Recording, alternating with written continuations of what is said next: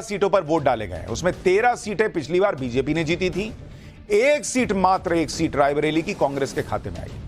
साल 2019 में बीजेपी को इन सीटों पर 50% से ज्यादा वोट मिले थे। 2014 में बीजेपी ने 14 में से 12 जीती थी और वोट शेयर 42% था। यानी 5 साल बाद बीजेपी की सीट एक बढ़ी, वोट शेयर 8% से ज्यादा बढ़ गया। इस बार इन 14 सीटों में से 10 पर समाजवादी पार्टी और 4 सीटों पर कांग्रेस लड़ रही है। साल 2014 और 2019 के चुनाव में इन 14 सीटों पर समाजवादी पार्टी और बीएसपी का खाता तक नहीं खुला था, जबकि मिलकर लड़ रहे थे ये लोग। 5वें चरण का चुनाव यूपी में होने वाले 2 और फेज की वोटिंग पर भी असर डालेगा। अगले 2 फेज में यूपी के पूर्वांचल की 27 सीटों पर वोट पड़ने। बीजेपी इस बार न सिर्फ यूपी में पिछला प्रदर्शन दोहराने का दावा कर रही है कि नहीं हम तो 14 में से 13 क्या 14 में से 14 जीत लेंगे, बल्कि यह भी कह रही है कि रायबरेली जैसी सीट जो पिछली बार हार गए थे वो जीतेंगे, तभी ना 14 में से 14 होगा। यूपी का यह फेज इसलिए भी बड़ा इंपॉर्टेंट है क्योंकि इसमें कई बड़े दिग्गजों की सीट शामिल है। जैसे रायबरेली से राहुल गांधी, उनकी सीट है, उस पर आज वोटिंग हो गई। अमेठी से स्मृति ईरानी की सीट पर वोट पड़ गए हैं। लखनऊ से राजनाथ सिंह की सीट, इस पर भी वोटिंग पड़ गई। बृजभूषण शरण सिंह की सीट कैसरगंज, यहां वोट पड़ गए हैं, उनके बेटे यहां से उम्मीदवार हैं। राम मंदिर की चर्चा के बीच आज फैजाबाद में वोटिंग हुई है। इस सीट पर बीजेपी के लल्लू सिंह मैदान में उतरे हुए हैं। इसमें खास तौर पर रायबरेली की सीट की सबसे ज्यादा चर्चा है क्योंकि पिछली बार अमेठी से हारने वाले राहुल गांधी केरल की वायनाड के साथ रायबरेली की सीट से भी उतर गए हैं। आज वोटिंग वाले दिन राहुल गांधी दिन भर रायबरेली के बूथ बूथ घूम रहे थे। सोचिए ये हालत हो गई है इन लोगों की कि पूरा कुनबा प्रचार कर रहा है रायबरेली में, पूरी फैमिली पहुंची है, बड़े नेता पहुंचे हैं और आज राहुल गांधी को बूथ बूथ घूमना पड़ रहा है। राहुल गांधी ने रायबरेली में हनुमान मंदिर में दर्शन किए, मंदिर में हनुमान जी की पूजा की और उसके बाद रायबरेली में पोलिंग बूथ की तरफ निकल गए।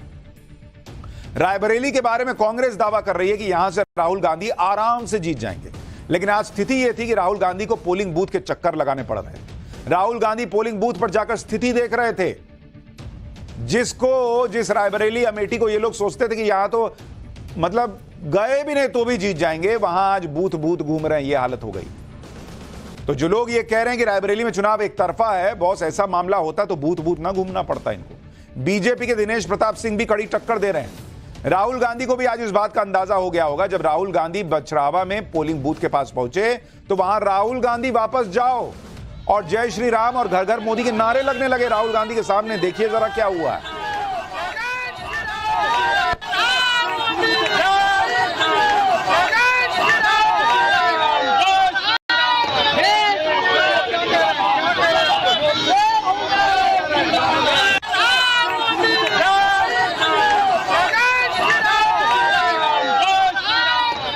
रायबरेली में आज राहुल गांधी का स्वागत एक मील के पत्थर ने भी किया जिस पर लिखा था वायनाड 2000 किलोमीटर दूर। कांग्रेस गेस्ट हाउस के पास रोड पर वायनाड 2000 किलोमीटर लिखा हुआ माइलस्टोन नजर आया। रायबरेली में यह पत्थर प्रयागराज हाईवे पर भुएमऊ गांव के पास लगाया गया था। भुएमऊ में कांग्रेस का गेस्ट हाउस है, गांधी परिवार यहीं रुकता है। वीडियो वायरल होने के बाद अधिकारियों ने माइलस्टोन को हटा दिया। रायबरेली में आज वोटिंग के दौरान बवाल भी हुआ। रायबरेली में सदर तहसील में बेला खरा इलाके में कांग्रेस कार्यकर्ता लोगों को पर्ची बांट रहे थे। आरोप है कि इसी दौरान बीजेपी कैंडिडेट दिनेश प्रताप सिंह के भाई पर आरोप लगा कि कुछ लोगों के साथ वहां पहुंचे और पर्चियों से भरा बस्ता लेकर फरार हो गए। कांग्रेस समर्थकों ने बीजेपी पर गुंडई करने का आरोप लगाया। रायबरेली लोकसभा सीट सालों से कांग्रेस के पास है। सोनिया गांधी यहां से लगातार सांसद बनती रही हैं, उसके बाद भी रायबरेली की हालत बहुत अच्छी नहीं। रायबरेली के मैनूपुर गांव में ग्रामीणों ने मतदान का ही बहिष्कार कर दिया। गांव वालों का कहना है कि रोड ही नहीं है तो वोट किस बात का। राहुल गांधी खुद इस गांव में पहुंचे और मतदाताओं को मनाने की कोशिश की, लेकिन बात बन नहीं पाई। गांव वाले लगातार नारेबाजी कर रहे थे कि रोड नहीं तो वोट नहीं। गांव वाले सड़क के लिए लिखित आश्वासन की मांग पर अड़ गए। सुनिए किस तरह से वहां नारेबाजी हुई है।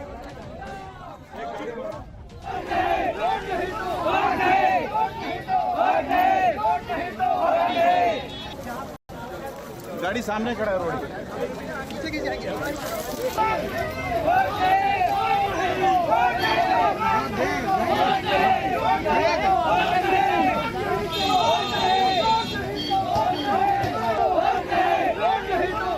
तो यानी राहुल गांधी के लिए आज बहुत अच्छा दिन ऐसे तो नजर नहीं आया। कम से कम वोटिंग हो गई हो तो पता नहीं, लेकिन बताइए इतने साल में रोड नहीं दे पाए हैं ये लोग और लोगों को कहना पड़ रहा है कि रोड नहीं तो वोट नहीं, और रायबरेली में ये लोग वोट मांगने गए हुए हैं।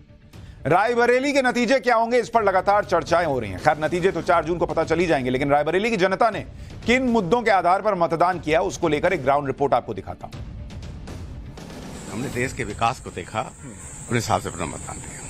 हमने तो कहा देश की रक्षा हो, देश आगे जाए, देश की प्रगति को, देश के विकास को लेकर आपने वोट किया है। हाँ जी। अरे भाई, जिसके फॉलोअर हम उसको वोट देंगे, उसको जिताएंगे। हमारी इच्छा थी कि जो सरकार अच्छी चल रही उसी को वोट दो। देश के विकास को लेकर के जो चीजें आपने देखी हैं, अभी राम मंदिर है, बहुत सी चीजें वैसे भी अभी आने वाली होने वाली भी हैं जी, ये सब देख के वोट दिया हमने। बदलाव चाहिए, कुछ बदलाव चाहिए, नया चाहिए, नया चाहिए। जब से ये सरकार आई है, ठीक है, तब से जो गुंडा राज था ये सब खत्म हो गया है। यानी हमारे कैमरे पे तो लोग विकास की बात कर रहे हैं, रायबरेली में बदलाव की बात कर रहे हैं, और वहां क्या हो रहा है ग्राउंड पे वो भी आपने देख लिया। यानी रायबरेली का चुनाव एक तरफा तो नहीं है, ये समझ में आने लगा है। अच्छा, रायबरेली के बगल में अमेठी की सीट है, जहां से स्मृति ईरानी ने पिछली बार राहुल गांधी को हराया था।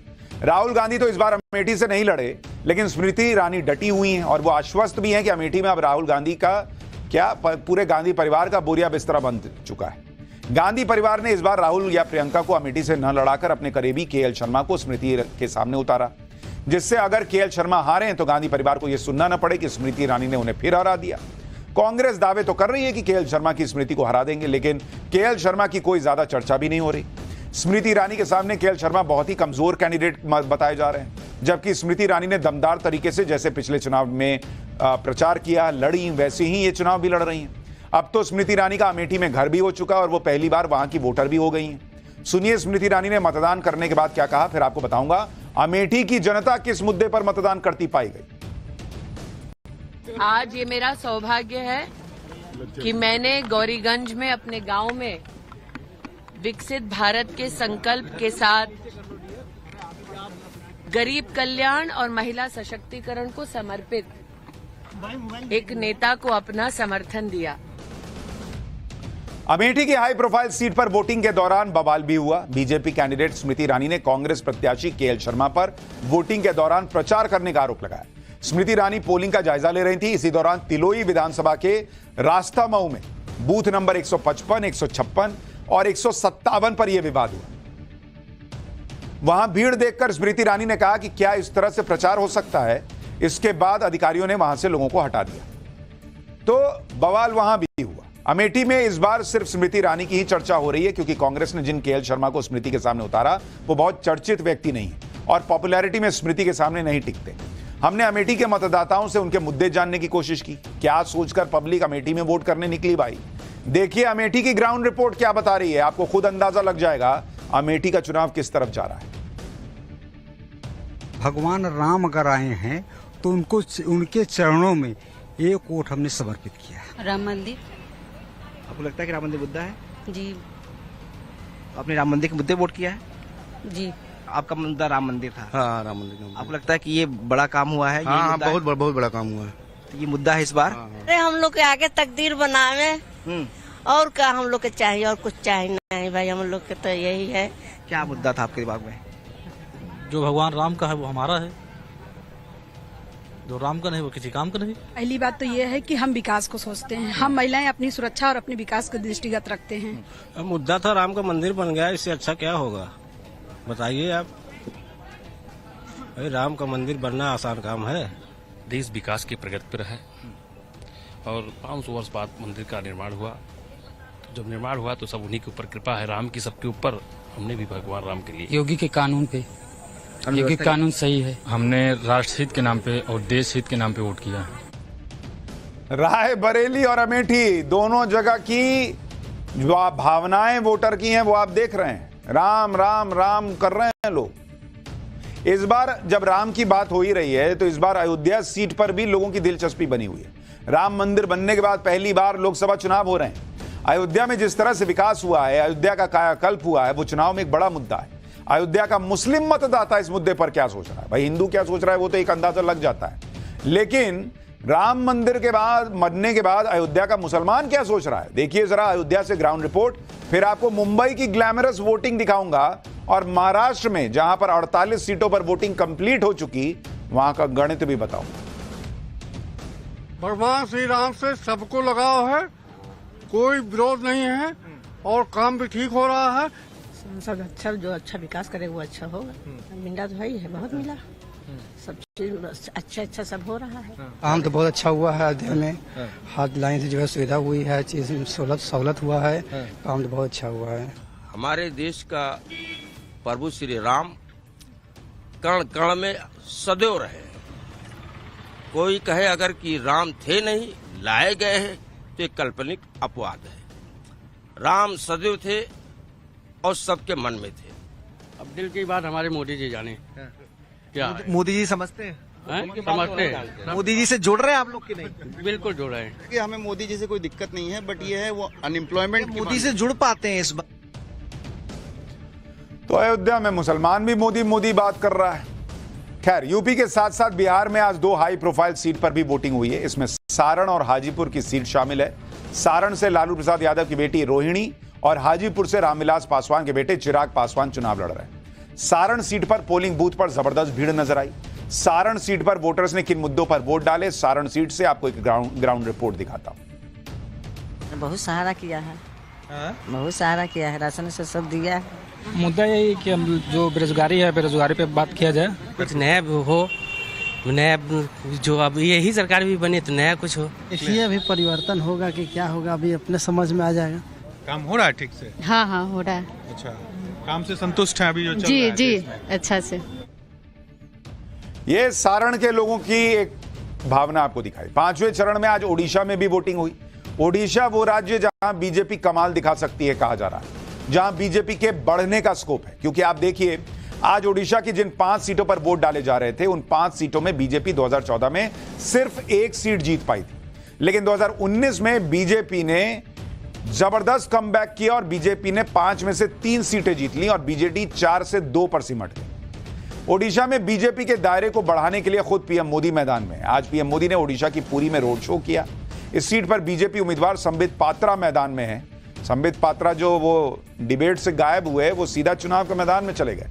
ओडिशा में पीएम मोदी ने 2 रैलियां भी की। लोकसभा चुनाव में भी ओडिशा की पूरी सीट काफी चर्चा में है। करीब 2 दशक से अधिक समय से पूरी सीट नवीन पटनायक की बीजू जनता दल का गढ़ रही है। लेकिन पिछली बार बीजेपी के संबित पात्रा ने बीजेडी को कड़ी टक्कर दी थी। संबित पात्रा करीब 11,000 वोट के अंतर से चूक गए थे। लोकसभा चुनाव के हिसाब से 11,000 वोट का अंतर काफी कम माना जाता है। इसलिए बीजेपी को उम्मीद है कि इस बार इस सीट पर बीजेपी का कब्जा होगा। आप देखिए, पुरी में पीएम मोदी का जो रोड शो हुआ, उसमें कैसे जबरदस्त भीड़ उमड़ी। लोग जय श्री राम के नारे लगा रहे थे। सुबह सुबह 8 बजे से पीएम मोदी को देखने के लिए सड़क किनारे लोग खड़े हो गए। देखिए ओडिशा के पुरी से एक रिपोर्ट।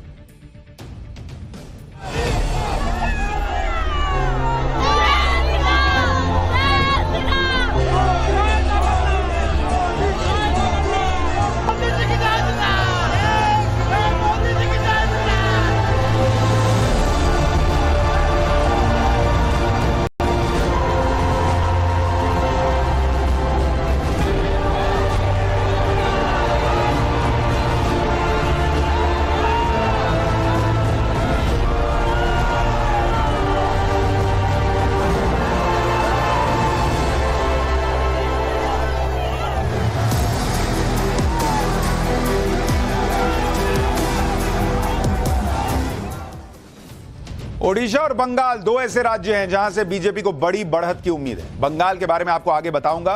पहले आपको मुंबई का हाल दिखा देता हूं, जहां आज 5वें फेज में 6 सीट पर वोट पड़े हैं। इसमें Mumbai north, Mumbai north west, Mumbai north east, Mumbai north central, Mumbai south central और मुंबई साउथ की सीट शामिल है। इन 6 सीटों में से पिछली बार सभी सीटें एनडीए ने जीत ली थी।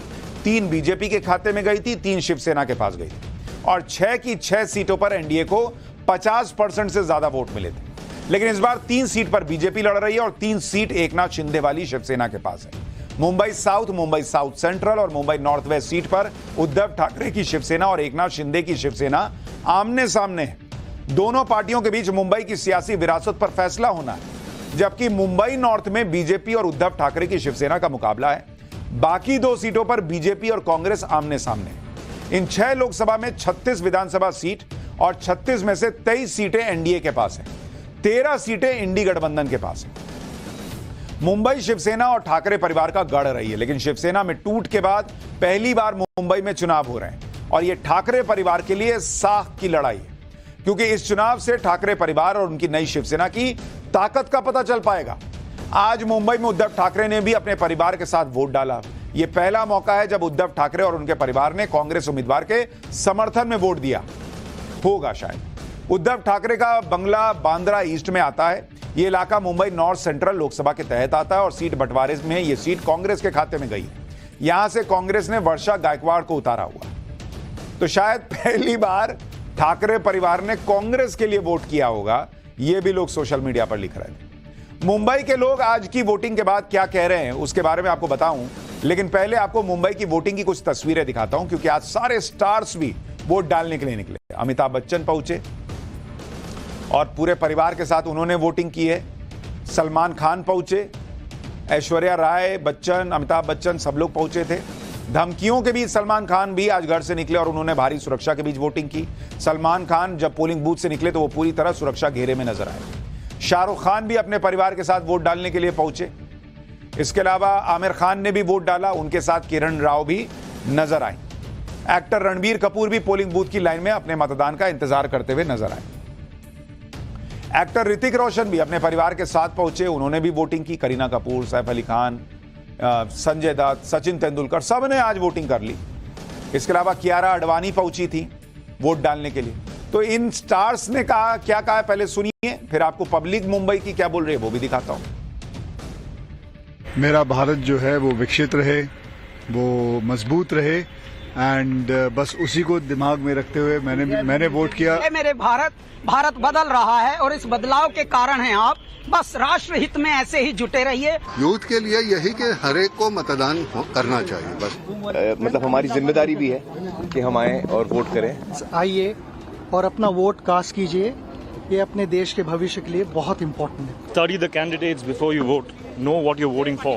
भाई देश को अच्छी सरकार चाहिए, वोट देना है ये हमारा हक बनता है और अच्छे लोग आएंगे तो अच्छा काम मिलेगा। लेकिन मुंबई में आम वोटर्स के क्या मुद्दे रहे, इस पर टाइम्स नाउ नवभारत की टीम ने मुंबई के वोटर्स से भी बात की। ज्यादातर वोटर्स ने कहा कि लोकल कैंडिडेट की बजाय उन्होंने राष्ट्रीय मुद्दों पर वोट डाला है। मुंबई से एक रिपोर्ट देखी। सबसे बड़ा मुद्दा तो राम मंदिर है। Security for India, Modi ji development. मेरे लिए तो विकास मुद्दा है। जो कुछ चेंजेज लाए वो मुद्दे है भाई साहब। विकास मुद्दा होगा, मंदिर तो ऑलरेडी चल ही रहा है मुद्दों में मुद्दा, बट मुद्दा नहीं चाहिए हमें विकास चाहिए। सिक्योरिटी के मुद्दे पर हमने वोट किया है। ये भी हिस्सा है, मंदिर बना और ब्रिज बना, रास्ता बना, ये सब एक विकास के तौर पर आया है। आर्टिकल 370 तो बहुत इम्पोर्टेंट है क्योंकि कश्मीर को पूरे देश के साथ जोड़ना। ठीक है, विकास है, गरीबी है, महंगाई कुछ नहीं, एक पार्टी को वोट देंगे अपना पसंद। तो महंगाई तो बढ़ती रहती है सब, बट देन वो प्राइमरी हमारा एजेंडा नहीं है टुवर्ड्स वोटिंग। लेकिन रोने की आदत पड़ी है ना, क्या करोगे इसको? तो मुंबई में लोग क्या कह रहे हैं आपने वो भी देखा। आज की वोटिंग में बंगाल की भी 7 सीटों पर वोट पड़े हैं बॉस। इन 7 सीटों में से पिछली बार 4 टीएमसी ने जीती थी और 3 बीजेपी ने जीती थी। 2014 में बीजेपी इन 7 में से एक भी सीट नहीं जीत पाई थी और वोट शेयर 17% था। लेकिन 2019 के चुनाव में बीजेपी ने लंबी छलांग लगाई, 3 सीटों पर टीएमसी को हरा दिया और वोट शेयर 17% से बढ़ाकर 42.4% कर लिया। जबकि 2014 के मुकाबले 2019 में टीएमसी का वोट शेयर 45.9% से घटकर 44.7% रह गया। बंगाल में मुख्य लड़ाई ममता बनर्जी और बीजेपी के बीच ही है। बंगाल में इंडी गठबंधन का कोई अस्तित्व ही नहीं है। बंगाल को लेकर बीजेपी का दावा है कि पिछली बार से ज्यादा सीटें उसे मिलेंगी, जबकि टीएमसी के अपने दावे हैं। इसके बीच में बंगाल की जनता के मन में क्या है, बंगाल से एक ग्राउंड रिपोर्ट देखिए आप। स्वास्थ्य, शिक्षा, रोजगार, सड़क, रास्ता, पानी, इसके ऊपर हम लोग वोट डालेंगे। सुरक्षा व्यवस्था, बेरोजगारी, यही दाएं मैडम जी। बेरोजगारी जितनी कल खाना इंडस्ट्री है सभी सारा बंद पड़ी हुई है। देश हित के मुद्दे पर डाला। देश हित के यहाँ पर मूल मुद्दा है कि हमारे समाज का विकास हो तो हम सबका विकास होगा। 5वें चरण में जम्मू कश्मीर की बारामूला सीट पर भी वोटिंग हुई। इस सीट पर पिछले कई चुनाव की वोटिंग के रिकॉर्ड तोड़ दिए, जबकि ये वही बारामूला सीट है जो लंबे वक्त तक आतंकवाद की जकड़ में रहा, जहां लोग आतंकियों के डर के वजह से वोट डालने नहीं निकलते थे। उस सीट पर अनुच्छेद 370 हटने के बाद आज पहली बार वोटिंग में बम्पर जंप दिखा। बारामूला में इस बार सबसे ज्यादा वोटिंग हुई है।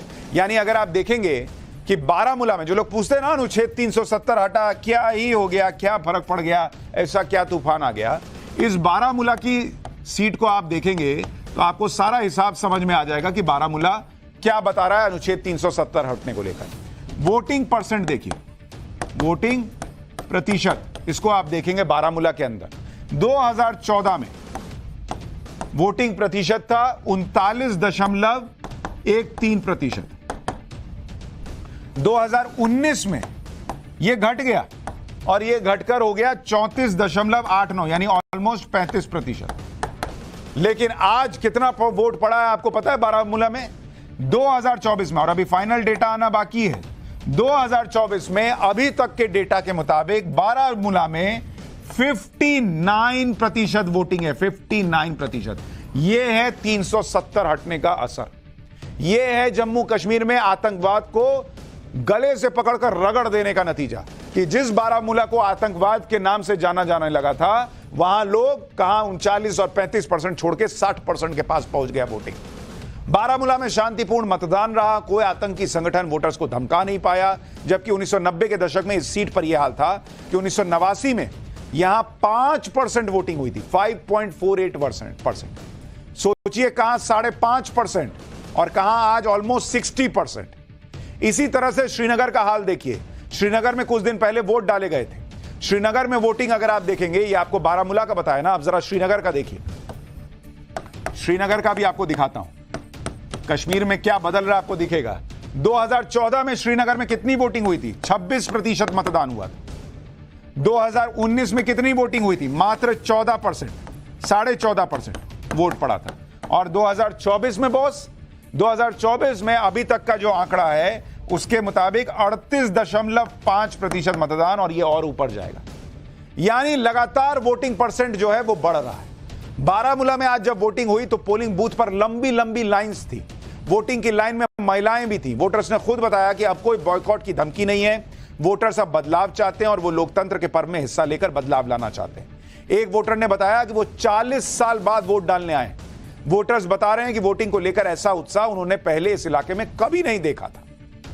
कश्मीर में कैसे बदलाव हो रहा है उसकी एक और तस्वीर देखिए। बारामूला में आतंकी कमांडर का परिवार भी वोट डालने के लिए निकला। आतंकी कमांडर के भाई ने मतदान किया और अपने आतंकी भाई से आतंकवाद की राह को छोड़ने की अपील की। आतंकी के भाई ने लोगों से भी मतदान में हिस्सा लेने की अपील की। जो लोग पूछते हैं कि कश्मीर में क्या बदला है, यह बदला है बॉस। जो लोग मुख्य धारा से जुड़ रहे हैं, देश के साथ कदम मिलाकर आगे बढ़ रहे हैं, यह बदला है। इधर 5वें चरण का वोट निपट गया, उधर बाकी चरण के चुनाव में जबरदस्त टक्कर चल रही है। इस लोकसभा चुनाव में मुस्लिम आरक्षण एक बड़ा मुद्दा है, जिस पर प्रधानमंत्री लगातार यह दावा कर रहे हैं कि कांग्रेस की सरकार आई तो धर्म के आधार पर वो मुसलमानों को आरक्षण देगी। पीएम मोदी के इन दावों के बीच राहुल गांधी का एक पुराना वीडियो वायरल हो रहा है, जिसमें वो मुसलमानों को आरक्षण देने की बात कह रहे हैं। खुद प्रधानमंत्री ने इस वीडियो को ट्वीट किया है।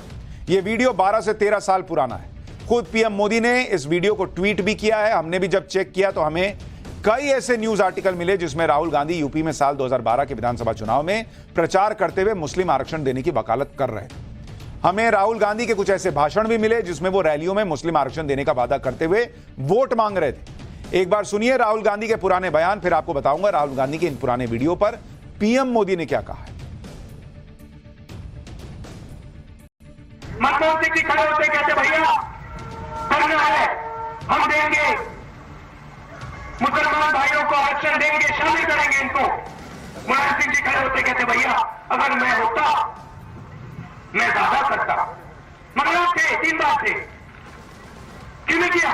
पत्रकारों ने मुलायम सिंह यादव जी से पूछा, मुलायम सिंह यादव जी आरक्षण के बारे में आप क्या सोचते हो?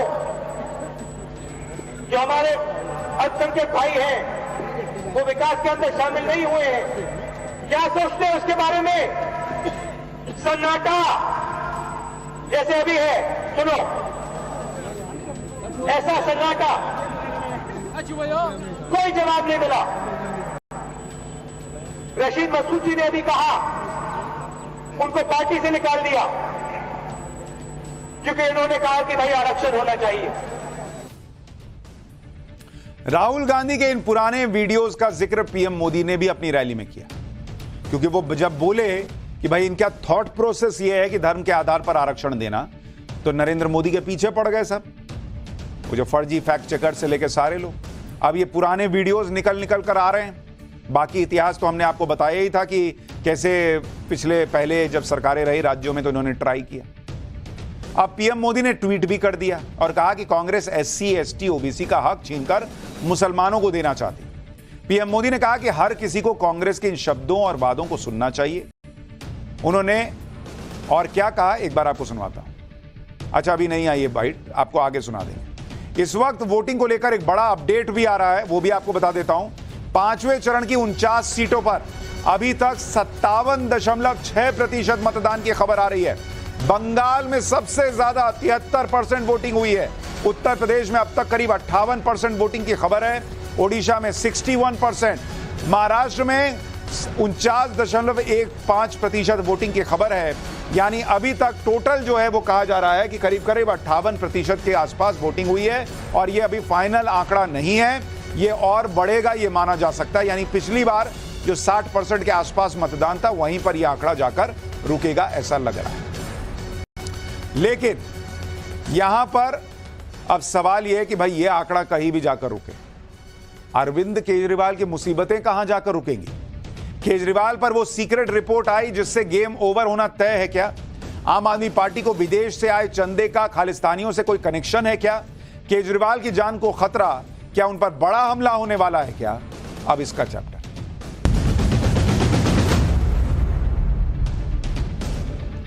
जब से अरविंद केजरीवाल जेल से छूटे हैं तब से रोज कोई ना कोई उनसे जुड़ा बवाल विवाद चल ही रहा है। पहले उनके सीएम आवास में उनकी महिला सांसद की पिटाई का आरोप लगा, जो इतिहास में कभी किसी सीएम आवास में नहीं हुआ होगा। फिर जिसने पिटाई की थी उसे लेकर केजरीवाल घूमते दिख गए। जब पूरी तरह से घिर गए तो कहने लगे कि स्वाति मालीवाल की पिटाई का मामला केजरीवाल को फंसाने की साजिश है। स्वाति मालीवाल तो बीजेपी की एजेंट हैं। लेकिन अब केजरीवाल का नया मामला खुलता दिख रहा है।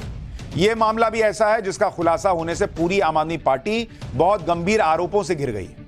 पहली बार आम आदमी पार्टी की विदेशी फंडिंग पर एक सीक्रेट रिपोर्ट आई है और इस सीक्रेट रिपोर्ट का दावा है कि केजरीवाल की पार्टी ने विदेशों से फंडिंग लेने में नियमों की धज्जियां उड़ाई। यह सीक्रेट रिपोर्ट ईडी की है और इसमें आम आदमी पार्टी की विदेशी फंडिंग के बारे में ऐसी बातें लिखी हैं जिसके आधार पर ईडी ने गृह मंत्रालय से इसकी जांच करने के लिए लिखा है। ईडी की तरफ से अक्टूबर 2022 में गृह मंत्रालय को इस मामले में जो सीक्रेट रिपोर्ट भेजी गई है, इस रिपोर्ट की कॉपी हमारे पास मौजूद है। ईडी की अब तक की जांच में खुलासा हुआ है और आम आदमी पार्टी पर यह गंभीर आरोप लगे हैं कि अमेरिका और कनाडा में फंड रेजिंग कैंपेन के जरिए न केवल फंड जुटाया गया बल्कि विदेशी फंड पर FCRA यानी फॉरेन कंट्रीब्यूशन रेगुलेशन एक्ट के तहत लगाए गए बैन से बचने के लिए आम आदमी पार्टी ने असली दानदाताओं की पहचान भी छुपाई। यह भी आरोप है इसमें। असल में FCRA के नियमों के मुताबिक कोई भी पॉलिटिकल पार्टी किसी विदेशी से फंडिंग नहीं ले सकती, लेकिन ईडी ने आम आदमी पार्टी को विदेश से मिली फंडिंग पर जो डोजियर गृह मंत्रालय को सौंपा उसमें कई हैरान करने वाले खुलासे और बड़े गंभीर आरोप लगे। खुलासा नंबर 1, आरोप कह रहा है कि आम आदमी पार्टी पर यह आरोप है कि उन्हें 7 करोड़ 8 लाख रुपए का विदेशी फंड मिला। खुलासा नंबर 2, आम आदमी पार्टी को यह विदेशी फंड साल 2014 से 2022 के बीच मिलने का आरोप है। खुलासा नंबर 3, आम आदमी पार्टी पर आरोप है कि विदेशी फंड जुटाने में FCRA के नियमों की धज्जियां उड़ाई गई। खुलासा नंबर 4, आम आदमी पार्टी के विधायक दुर्गेश पाठक पर आरोप है कि उन्होंने विदेशी फंड को ठिकाने लगाया। खुलासा नंबर 5, आरोप है कि कई डोनर्स के लिए एक ही पासपोर्ट नंबर और क्रेडिट कार्ड का इस्तेमाल हुआ। खुलासा नंबर 6, आरोप यह भी है कि आम आदमी पार्टी ने विदेशी दानदाताओं की असली पहचान छुपाई। खुलासा नंबर 7, आरोप है कि विदेशी फंड सीधे आम आदमी पार्टी के खाते में जमा किया गया। असल में ईडी की जांच में खुलासा हुआ है कि आम आदमी पार्टी के डोनर्स की एक बड़ी संख्या है, लेकिन पहचान छुपाने के लिए कई डोनर्स का एक ही पासपोर्ट नंबर, कई डोनर्स का एक ही मोबाइल नंबर, ईमेल आईडी और क्रेडिट कार्ड नंबर दिखाया गया, यह आरोप लगा। जैसे आम आदमी पार्टी को फंडिंग करने वाले 155 डोनर्स ने 55 पासपोर्ट की मदद के जरिए 404 ट्रांजैक्शन की, यानी एक ही पासपोर्ट नंबर पर कई डोनर्स दिखाकर करीब 1 करोड़ 2 लाख रुपए का फंड जुटाया गया। इसी तरह एक ही डोनर्स की पहचान छुपाने के लिए एक ही ईमेल आईडी का कई डोनर्स के लिए इस्तेमाल करने का आरोप है। सिर्फ 51 ईमेल आईडीज का 201 डोनर्स के लिए इस्तेमाल हुआ है और इन ईमेल आईडीज की मदद से 636 ट्रांजैक्शन के जरिए करीब 2 करोड़ 66 लाख रुपए का फंड जुटाया गया। इसी तरह 75 डोनर्स ने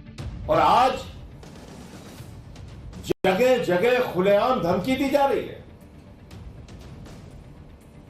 मेट्रो स्टेशन पे लिखकर धमकी दी जा रही है, हमला करने की धमकी दी जा रही है। पटेल नगर मेट्रो स्टेशन पे, राजीव चौक मेट्रो स्टेशन पे। मेरा सीधा आरोप है, यह हमला करने की तैयारी भारतीय जनता पार्टी के द्वारा है, बीजेपी के द्वारा है, और इसका पूरा संचालन पीएमओ और देश के प्रधानमंत्री के द्वारा किया जा रहा है। रोज नई कहानी सुनते रहिए। अभी तो दिल्ली के सीएम केजरीवाल जेल से अंतरिम जमानत पर बाहर, और वो चुनावी माहौल में लगातार पीएम मोदी और बीजेपी पर हमला बोल रहे हैं। लेकिन 2 जून को सरेंडर करने के बाद केजरीवाल की मुश्किलें बढ़ने वाली। ईडी ने केजरीवाल को 14 दिन तक रिमांड में लेने के लिए कोर्ट में एप्लीकेशन दे दिए भैया। शुक्रवार यानी 17 मई को ईडी ने अपनी नई चार्जशीट में सीएम केजरीवाल और आम आदमी पार्टी को दिल्ली शराब घोटाले के मामले में आरोपी बनाया है। इस चार्जशीट पर संज्ञान लेने पर आज राउज एवेन्यू कोर्ट में सुनवाई हुई। सुनवाई के दौरान ईडी ने कहा कि चैरियट मीडिया के कर्मचारी प्रिंस कुमार को 16 लाख रुपए हवाला के जरिए मिले थे, जिसका data income tax report department में से हासिल किया गया है। इसके अलावा ईडी ने कोर्ट को यह भी बताया कि 5 व्हाट्सएप डेटा भी मिला है, जिसमें एक आरोपी अरविंद कुमार का है, जिसने हवाला कारोबारी के जरिए चरणप्रीत सिंह को गोवा में पैसे भेजे थे। ईडी पिछले महीने दिल्ली शराब घोटाले के केस में चरणप्रीत सिंह को गिरफ्तार कर चुकी है। ईडी के मुताबिक चरणप्रीत सिंह ही गोवा चुनाव में आम आदमी पार्टी के फंड को मैनेज कर रहा था। चरणप्रीत सिंह चुनाव में सर्वे का काम करने वाले एरिया मैनेजर, विधानसभा मैनेजर, इन सबको कैश में पेमेंट कराता था, यह आरोप है। उधर स्वाति मालीवाल पिटाई केस में भी सीएम केजरीवाल की मुश्किलें कम होती तो नहीं दिख रही। आज दिल्ली पुलिस की टीम स्वाति मालीवाल से मारपीट के आरोपी केजरीवाल के पीए विभव कुमार को लेकर सीएम आवास पहुंची। बताया जा रहा है कि पुलिस ने विभव के साथ सीएम हाउस में क्राइम सीन रिक्रिएट किया है। आप सोचिए बॉस, क्या दिन आ गया है, मुख्यमंत्री के घर में क्राइम सीन रिक्रिएट हो रहा है। पुलिस यह जानने की कोशिश कर रही है कि 13 मई को जिस वक्त स्वाति मालीवाल के साथ मारपीट की घटना हुई, उस वक्त विभव कुमार कहां खड़ा था और स्वाति मालीवाल कहां पर थी।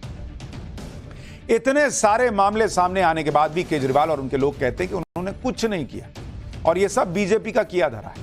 लेकिन सबसे बड़ी बात कि गंभीर आरोप लगने और जेल जाने के बावजूद केजरीवाल ने कुर्सी नहीं छोड़ी। इसी पर आज गृह मंत्री अमित शाह ने भी दिल्ली की एक रैली में कह दिया कि केजरीवाल फेविकोल लगाकर कुर्सी पर बैठ गए और जैसे ही बीजेपी 4 तारीख को दिल्ली के 7 सीटें जीतेगी, यह फेविकोल उखड़ जाएगा। सुनिए अमित शाह को। अरे केजरीवाल जी, अभी तो सिर्फ शराब घोटाले की जांच हुई है, 7 घोटालों की जांच बाकी है, 7 घोटालों की जांच बाकी। भाइयों बहनों, इनके जैसा निर्लज्ज व्यक्ति मैंने मेरे जीवन में नहीं देखा है।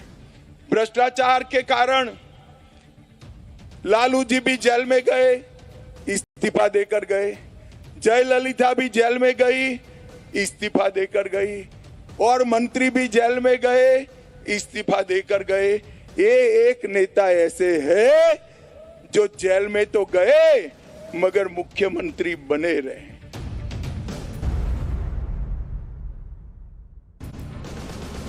और ब्रेक के बाद अब आपसे जुड़ी हुई एक बड़ी अहम खबर।